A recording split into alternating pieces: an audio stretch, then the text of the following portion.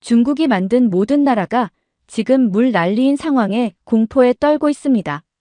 중국 때문에 우리나라가 지금 망하게 생겼어요. 누가 우리 좀 도와주세요. 2018년 라오스에서 시작된 일로 여러 나라됨들의 연쇄 붕괴 위기, 그리고 한 중국인의 양심 선언이 전 세계를 뒤흔든 충격적인 이야기입니다. 하지만 그 위기를 해결한 나라가 있습니다. 바로 대한민국이죠. 6천만 명의 생명이 걸린 상황에서 국경과 이념을 뛰어넘은 진정한 휴머니즘이 무엇인지 보여준 대한민국의 감동적인 이야기 지금 시작합니다. 그 전에 구독과 좋아요 눌러주시면 영상을 제작하는 데 있어 큰 힘이 됩니다. 안녕하세요. 저는 리웨이밍입니다. 중국 국영기업 중국전력건설에서 20년간 댐 설계를 담당해온 수석 엔지니어죠. 이 이야기를 시작하기 전에 먼저 말씀드리고 싶은 게 있어요. 제가 지금까지 해온 일들이 과연 옳은 일이었는지 정말 많이 고민했거든요. 2018년 7월 23일 라오스 세피안 세남노이댐이 붕괴했을 때 저는 베이징 본사 33층 회의실에 있었습니다. 에어컨이 빵빵하게 나오는 그 차가운 공간에서 긴급 대책 회의가 열렸죠. 그때 들은 말이 지금도 귀에 생생해요. 우리 회사 부총재가 차갑게 말했습니다. 보증기간이 끝났으니 추가 계약을 체결해야 한다고요. 기술 자료 제공도 중단한다고 했어요. 그 순간 회의실 안이 조용해졌습니다. 아무도 반박하지 않았거든요. 저도 마찬가지였어요. 그냥 고개만 끄덕였죠. 20년간 회사 생활을 하면서 체득한 처세술이었습니다. 하지만 마음 한구석이 불편했어요. 라오스에서 수많은 사람들이 집을 잃고 생명을 잃었는데 우리는 보증기간 타령만 하고 있었거든요. 그런데 며칠 후 뉴스에서 깜짝 놀랄 소식을 들었어요. 한국의 K-워터에서 무상으로 도와주겠다고 나선 거였습니다. 한 푼도 받지 않겠다면서 전문가팀을 파견한다고 했어요. 심지어 전쟁 때 받은 은혜를 갚겠다는 말까지 했다고 하더군요. 그 순간 가슴이 뜨끔했죠. 같은 엔지니어인데 이렇게 다를 수 있나 싶었어요. 사실 그 전부터 마음 한구석에 불안함이 있었습니다. 회사에서 내려오는 비용 절감 지시사항들이 점점 심해졌거든요. 특히 개발도상국 프로젝트에서는 더욱 그랬어요. 콘크리트 강도를 조금씩 낮추고 철근 규격도 아슬아슬하게 맞추라고 했습니다. 품질관리팀장이 자주 하는 말이 있었어요. 어차피 저개발 국가들은 몰라. 이 정도면 충분해. 그때는 회사 방침이니까 따라야 한다고 생각했어요. 하지만 라오스 댐 붕괴 소식을 듣고 나서는 잠이 안 왔습니다. 혹시 제가 설계한 다른 댐들도 위험한 건 아닐까요? 파키스탄의 디아머 바샤댐, 캄보디아 카포트댐, 방글라데시 티스타댐까지 모두 제가 참여한 프로젝트들이었거든요. 총 9개국에 걸쳐 있는 댐들이 혹시 같은 문제를 안고 있는 건 아닐까 하는 두려움이 밀려왔습니다. 그러던 중 유엔에서 충격적인 발표를 했어요. 1대1로 참여댐 시설들에서 동시다발적으로 균열 징후가 발견됐다는 거였습니다. 약 6,200만 명이 위험에 처해 있다고 했죠. 그 숫자를 듣는 순간 온몸이 떨렸어요. 이 모든 게 제가 참여한 설계 때문일 수도 있다는 생각에 말이에요. 그날 밤 아내에게 털어놨습니다. 혹시 내가 잘못한 게 있는 건 아닐까요? 아내는 무슨 소리냐며 걱정하지 말라고 했지만 저는 도저히 마음이 편하지 않았어요. 며칠 후 회사에서 라오스 현장에 기술자문으로 가라는 지시가 내려왔습니다. 표면적으로는 복구 작업을 돕는다는 명목이었지만 실제로는 한국팀이 뭘 하는지 감시하라는 뜻이었죠. 부장이 따로 불러서 말했어요. 한국 놈들이 우리 기술 빼가려고 할 텐데 절대 내주면 안 된다고요. 또 그들이 뭘 하는지 상세히 보고하라고 했습니다. 마음이 복잡했어요. 라오스 비엔티안 공항에 내렸을 때의 기억이 생생해요. 무더운 열기와 함께 어딘가 모를 불안감이 저를 덮쳤거든요. 공항에서 나와 택시를 타고 현장으로 향하는 길에 운전기사가 말했어요. 댐 때문에 많은 사람들이 고생하고 있다고요. 그 말을 들으면서 가슴이 무거워졌습니다.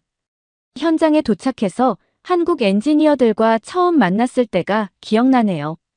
팀장인 박정호 씨가 저에게 다가와서 정중하게 인사를 건넸습니다. 리 선생님도 엔지니어시니 안전이 최우선이라는 걸 아시죠라고 말하면서요.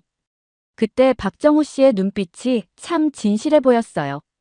경계하는 마음으로 왔는데 그 따뜻한 눈빛을 보니 마음이 누그러졌습니다. 한국팀이 댐을 조사하는 과정을 지켜보면서 놀랐어요. 그들이 사용하는 장비와 분석 기법이 우리보다 훨씬 정밀했거든요. 3D 스캐너로 균열 상태를 밀리미터 단위까지 정확히 측정하고 초음파 진단으로 콘크리트 내부 구조까지 살펴보더군요. 우리 회사에서는 유관 검사와 간단한 타음 검사 정도만 했는데 말이에요.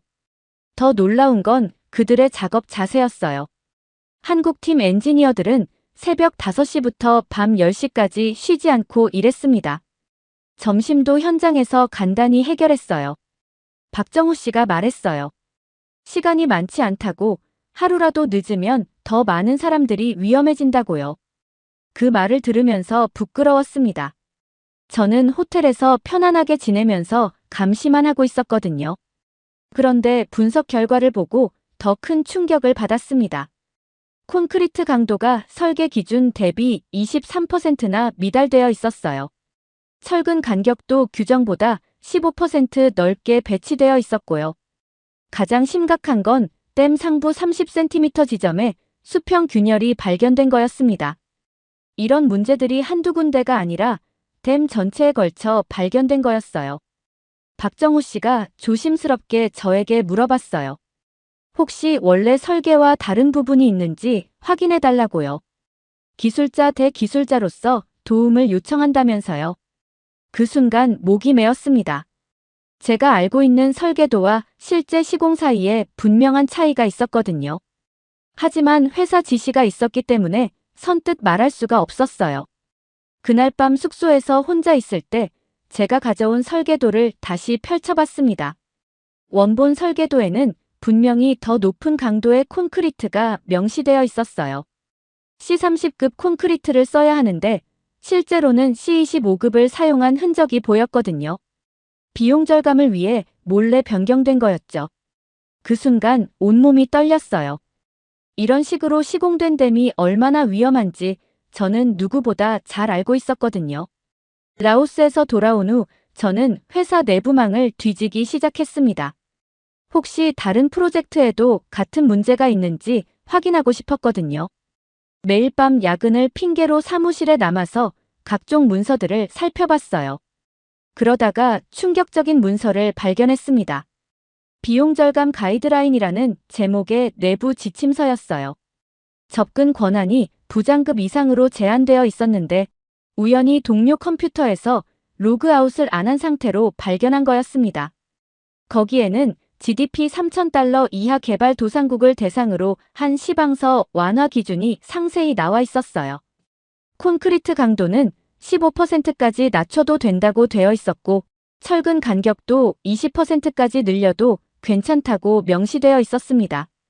더 충격적인 건 의도적으로 핵심 기술을 제한하라는 지시였습니다.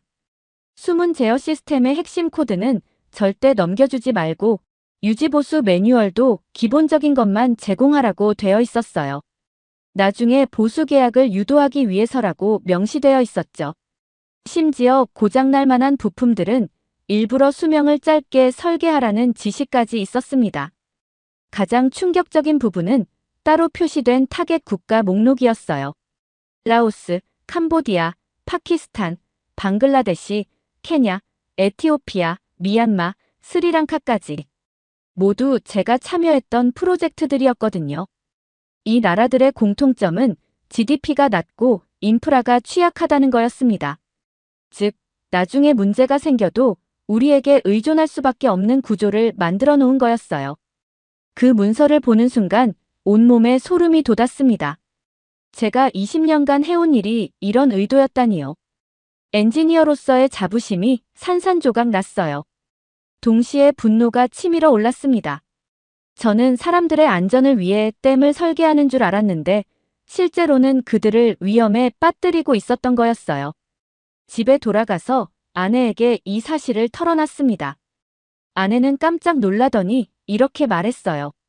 당신이 뭘 잘못했다고 그래요? 회사 지시를 따른 게 뭐가 나쁜지 모르겠다고요. 왜 우리가 손해를 봐야 하냐면서 화를 냈어요. 하지만 저는 더 이상 참을 수가 없었습니다. 며칠 후 캄보디아 출장을 가게 됐는데 거기서 결정적인 장면을 목격했어요.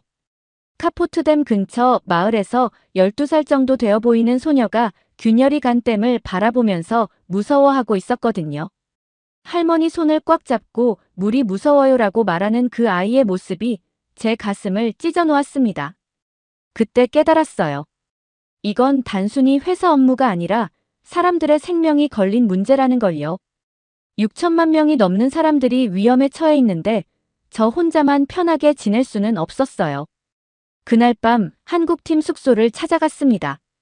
박정호 씨에게 제가 가진 내부 자료를 모두 건넸어요. 이걸로 더 정확한 진단이 가능할 거라고 말했습니다. 박정호 씨는 잠시 놀란 표정을 지었지만 곧 제 손을 꽉 잡았어요. 고맙다고 함께 사람들을 구해보자고 했습니다. 그 순간 제 마음속에서 뭔가 무너지는 소리가 들렸어요. 20년간 쌓아온 회사에 대한 충성심 같은 게 말이에요.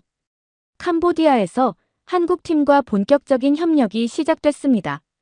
제가 제공한 설계 자료 덕분에 그들은 더 정확한 진단을 할 수 있었어요.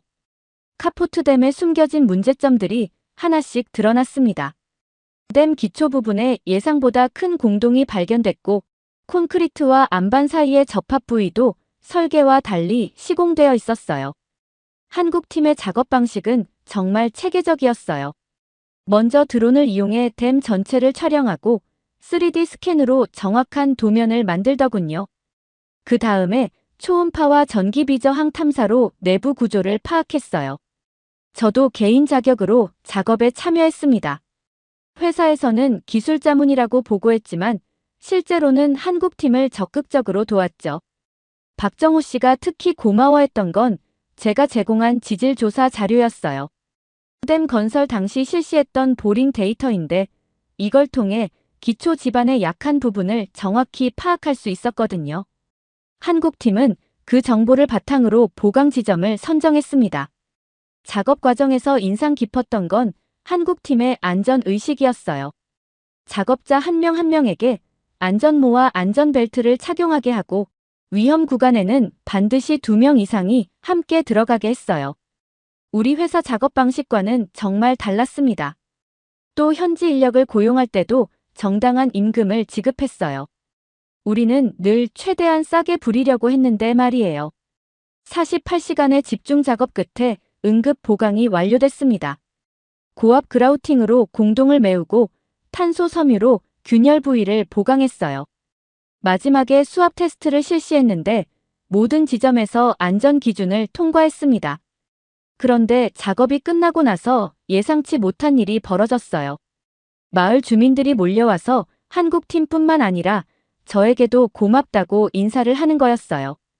한 할머니가 제게 다가와서 말했습니다. 같은 아시아 사람끼리 서로 도와야 한다면서요. 그리고 한국 사람들이 참 착하다고 돈도 안 받고 이런 일을 해주다니 정말 고맙다고 했어요. 또 다른 주민이 저에게 이런 말을 했어요. 중국에서 댐을 지어줘서 고마웠는데 문제가 생겼을 때 한국이 도와주고 중국 기술자도 함께 해줘서 더욱 감사하다고요. 그 말을 듣는 순간 가슴이 뜨거워졌습니다. 저는 지금까지 돈과 이익만 생각하고 살았는데 정작 중요한 건 사람들의 마음이었구나 하는 깨달음이 왔어요. 박정호 씨가 작업을 마무리하면서 저에게 말했어요. 리 선생님 같은 분이 계셔서 이런 일이 가능했다고요. 앞으로도 계속 협력하면 더 많은 사람들을 도울 수 있을 거라고 했습니다. 그때 처음으로 엔지니어라는 직업에 대해 자부심을 느꼈어요. 기술을 이용해 사람들을 돕는다는 것의 진정한 의미를 알게 된 거죠. 하지만 베이징으로 돌아가는 비행기 안에서 마음이 무거웠습니다. 이제 회사에서 제가 무슨 일을 했는지 알게 되면 어떻게 될까요? 20년 커리어가 끝날 수도 있다는 생각에 두려웠어요. 하지만 동시에 후회는 없었습니다. 적어도 제 양심에는 떳떳했거든요. 캄보디아에서 돌아온 지 일주일 후 회사에서 제게 문제가 있다는 걸 눈치챘나 봅니다. 부장이 따로 불러서 파키스탄 출장을 명령했어요. 디아머 바샤댐에 문제가 생겼으니 즉시 현장으로 가서 상황을 파악하라는 거였습니다. 하지만 이번에는 감시하는 사람도 함께 보냈어요. 회계팀 과장인 왕밍이라는 사람이었는데 제가 뭘 하는지 감시하라는 지시를 받은 게 분명했습니다. 파키스탄에 도착했을 때 상황은 심각했어요. 네일룸 젤룸댐 상부에 50cm가 넘는 대형 균열이 발견된 거였습니다. 게다가 몬순 시즌이 다가오고 있어서 시간이 많지 않았어요. 한국 팀도 이미 현장에 와 있었는데 중국 정부의 압력으로 입국이 지연되었다고 하더군요. 그런데 놀라운 일이 벌어졌어요. 파키스탄 한국전 참전 용사들이 공항에서 한국팀을 환영하는 행사를 연 거였습니다. 80세가 넘은 노병들이 휠체어를 타고 나와서 한국 국기를 흔들며 환영했어요. 그 모습을 보는 순간 가슴이 뭉클했습니다. 75년 전의 우정이 지금도 이어지고 있다는 게 신기했어요. 현장에서 박정우 씨를 다시 만났을 때 그의 표정이 심각했습니다. 균열의 진행 속도가 예상보다 빠르다고 했어요. 강풍이 불고 있어서 작업 조건도 최악이었습니다.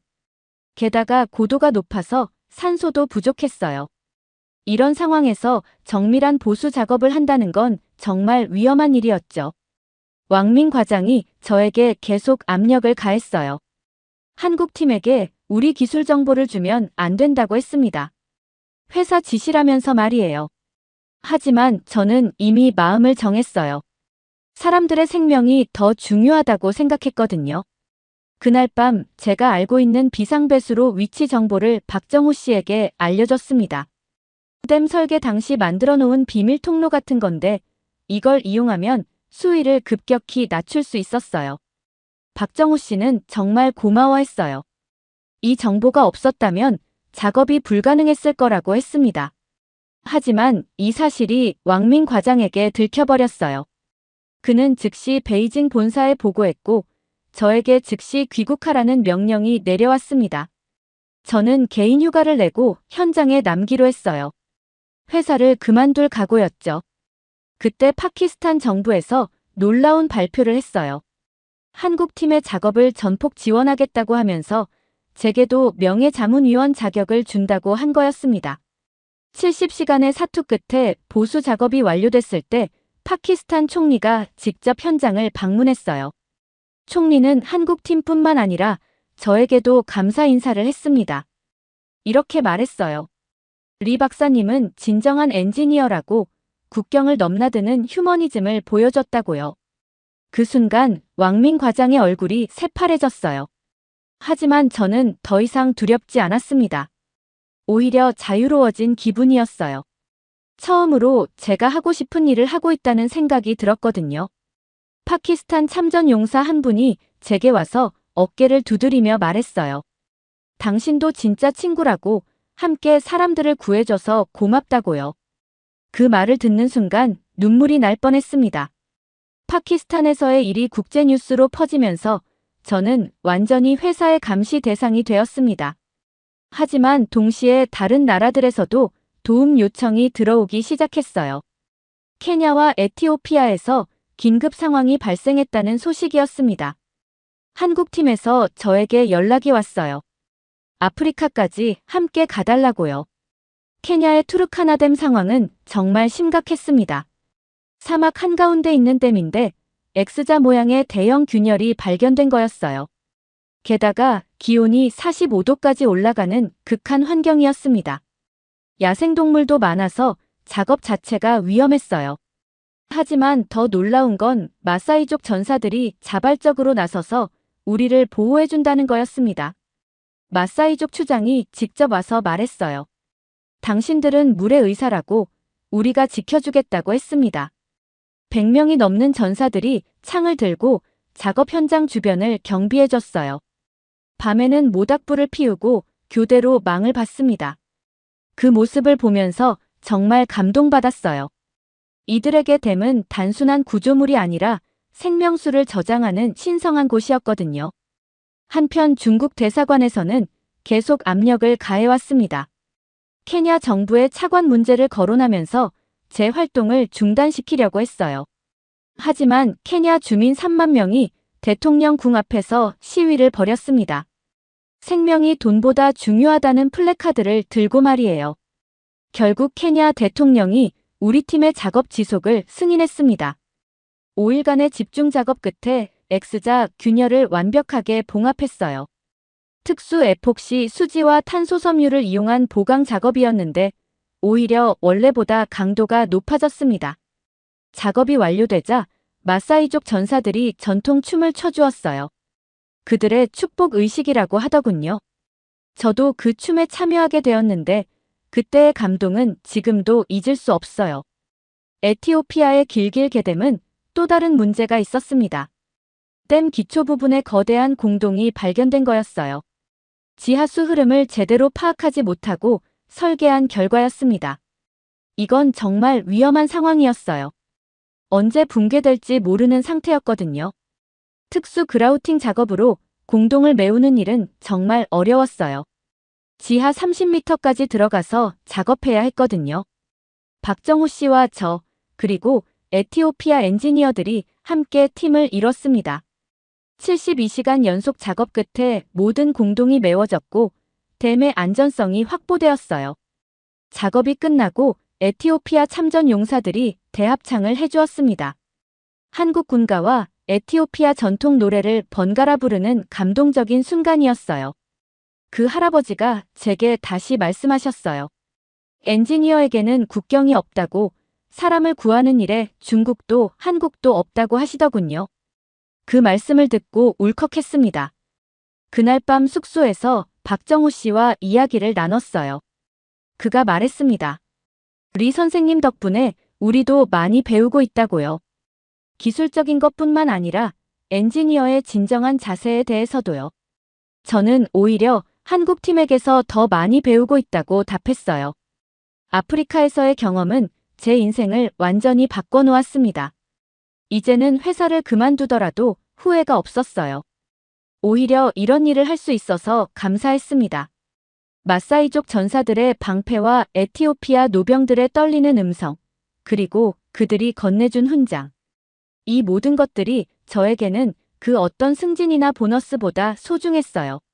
아프리카에서의 성공 소식이 전해지자 미얀마와 스리랑카에서도 긴급 요청이 들어왔습니다. 하지만 이번에는 상황이 더욱 복잡했어요. 미얀마는 군부 통제 지역이라 입국 자체가 어려웠고 스리랑카는 중국 정부가 직접 개입해서 관할권 문제를 제기하고 있었거든요. 미얀마 상황은 정말 위험했습니다. 군부에서 외국인 기술자 입국을 막고 있었어요. 하지만 현지 시민사회에서 비밀리에 연락을 해왔습니다. 댐이 붕괴되면 하류 10만 명이 위험하다면서 도움을 요청한 거였죠. 박정호 씨와 저는 배낭여행객으로 위장해서 몰래 입국했습니다. 국경을 넘을 때 정말 떨렸어요. 가짜 여권은 아니었지만 목적을 속이고 들어가는 거였으니까요.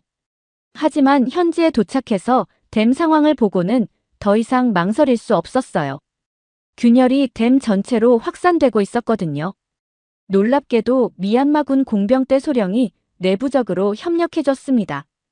그 소령이 저에게 말했어요. 군인도 국민을 보호해야 한다고, 댐이 무너지면 자기 가족도 위험하다고 했습니다. 그래서 밤에 몰래 작업할 수 있도록 도와준다고 했어요. 1시간만 시간을 달라는 마지막 협상 끝에 극적으로 보수 작업을 시작할 수 있었습니다. 주민들이 인간 방벽을 만들어서 군부의 접근을 막아줬어요. 밤새 작업하는 동안 마을 여성들이 차와 음식을 가져다 줬습니다. 위험을 무릅쓰고 말이에요. 작업이 완료되자 SNS에서 고마워요, 한국이라는 해시태그가 퍼지기 시작했어요. 미얀마 젊은이들이 올린 거였습니다.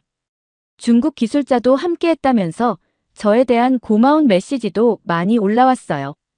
그 글들을 보면서 정말 뿌듯했습니다. 스리랑카는 또 다른 차원의 문제였어요. 한반도 항만과 연결된 댐이라서 중국이 관할권을 주장하고 나선 거였습니다.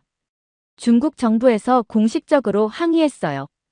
우리 기술자가 업무 방해를 하고 있다면서 즉시 철수시키라고 했습니다. 그런데 스리랑카 대학생들이 대규모 시위를 벌였어요. 불공정한 차관 계약을 재협상하라면서 말이에요. 그들이 내건 구호 중에 이런 게 있었어요. 생명을 담보로 한 계약은 무효다. 정말 감동적이었습니다. 결국 중국 정부가 한 발 양보해서 옵서버 자격으로 참관하는 조건으로 작업을 승인했어요. 베이징에서 감시단이 파견됐지만 저는 이미 각오를 한 상태였습니다. 엔지니어로서 마지막 책임을 다하겠다고 선언했어요. 스리랑카 댐은 집안 침하 문제가 심각했습니다. 마이크로 파일을 이용한 집안 보강이 필요했어요. 이건 정말 고난도 기술이었는데 한국팀의 기술력이 빛을 발했습니다. 저도 지질 데이터를 제공해서 최적의 보강 위치를 찾아낼 수 있었어요. 보강 작업이 완료되자 스리랑카 여론이 크게 바뀌었습니다. 불공정한 차관 계약에 대한 재협상 요구가 높아졌어요. 정부에서도 중국과의 계약 조건을 재검토하겠다고 발표했습니다. 저는 그런 변화를 보면서 뿌듯했어요. 작은 용기가 큰 변화를 만들어낼 수 있다는 걸 실감했거든요. 그때 박정우 씨가 저에게 말했습니다. 리 선생님이 보여준 용기 때문에 우리도 더 힘이 난다고요. 국적을 떠나서 엔지니어로서 해야 할 일을 하는 모습이 정말 존경스럽다고 했어요. 저는 오히려 한국팀에게서 배운 게 더 많다고 답했습니다. 기술보다 중요한 게 사람을 향한 마음이라는 걸 말이에요. 마지막 미션은 방글라데시 티스타댐이었습니다. 이곳은 제가 처음 설계에 참여했던 댐이기도 했어요. 20년 전 젊은 엔지니어였던 제가 꿈과 희망을 안고 설계했던 곳이었죠. 하지만 지금은 가장 위험한 상태가 되어 있었습니다. 티스타댐의 문제는 이전과는 차원이 달랐어요. 전자식 수문 제어 시스템이 오작동을 일으키고 있었는데 중국 본사에서 핵심 코드 제공을 거부한 거였습니다. 몬순 시즌이 시작되면서 수위가 급격히 상승하고 있는데 수문을 열 수 없는 상황이었어요. 더 심각한 건 하류에 방글라데시 제2의 도시인 치타공이 있다는 거였습니다. 200만 명이 넘는 사람들이 위험에 처해 있었어요. 만약 댐이 붕괴되면 상상할 수 없는 참사가 벌어질 상황이었습니다. 한국팀도 이번에는 혼자 해결하기 어려웠어요. 그래서 인도와 일본에도 도움을 요청했습니다. 세계국 연합작전이 시작된 거였죠. 인도팀은 수문 구조 전문가들을, 일본팀은 정밀 계측 장비를 가져왔어요. 저는 20년 전 설계 당시의 비상 매뉴얼을 제공했습니다. 전자식 시스템이 고장날 경우를 대비해서 만들어둔 수동 개방 방법이었어요. 하지만 이건 정말 위험한 작업이었습니다. 사람이 직접 댐 내부로 들어가서 수동으로 개방해야 했거든요. 박정우 씨가 자원했지만 저는 말렸어요. 제가 설계한 댐이니까 제가 가야 한다고 했습니다. 한국팀이 만류했지만 저는 고집을 부렸어요. 20년 전 젊은 마음으로 설계했던 댐의 마지막 책임을 지고 싶었거든요. 수문 내부로 들어가는 순간 정말 무서웠어요. 거대한 물의 압력이 느껴졌고 언제 구조물이 붕괴할지 모르는 상황이었습니다. 하지만 20년 전 제가 그어놓은 설계 도면이 머릿속에 선명하게 떠올랐어요. 수동 레버의 위치, 안전장치 해제 순서, 모든 게 기억났습니다. 마침내 첫 번째 수문이 열렸습니다. 물이 쏟아져 나오는 순간 정말 장관이었어요. 하지만 아직 끝이 아니었습니다. 총 5개의 수문을 모두 열어야 했거든요. 한국, 인도, 일본 엔지니어들이 각각 담당 구역에서 동시에 작업했습니다. 6시간의 사투 끝에 모든 수문이 개방되었습니다. 통제된 방류로 수위가 안전 수준까지 떨어졌어요. 사망자는 단 한 명도 없었습니다. 그 순간 모든 팀원들이 환호성을 질렀어요. 저도 그 자리에서 주저앉았습니다. 20년간의 죄책감이 마침내 해소되는 기분이었어요. 방글라데시 총리가 직접 현장을 방문했습니다. 한국 팀뿐만 아니라 저에게도 감사 인사를 했어요. 리 박사님은 진정한 용기를 보여줬다고, 자신의 목숨을 걸고 국민을 구해줬다고 했습니다. 그리고 이런 말을 덧붙였어요.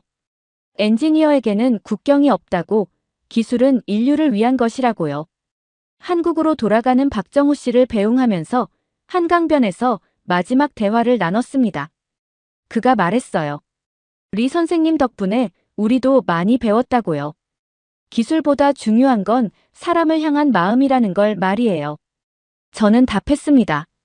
강을 지배하는 자가 아니라 물을 나누는 자가 진정한 강국이라고요. 그날 한강의 노을이 정말 아름다웠어요. 마치 새로운 시작을 알리는 것 같았습니다. 지금 저는 중국으로 돌아가서 새로운 품질 관리 시스템 구축에 참여하고 있습니다. 한국과의 기술협력 교두보 역할도 하고 있어요. 앞으로도 계속 사람을 위한 기술, 생명을 구하는 엔지니어링을 하고 싶습니다. 그것이 제가 찾은 진정한 엔지니어의 길이니까요. 오늘의 이야기 어떠셨나요? 여러분의 생각이나 경험을 댓글에 남겨주세요. 이 영상이 마음에 드셨다면 구독과 좋아요 부탁드릴게요. 다음 영상에서 만나요. 감사합니다.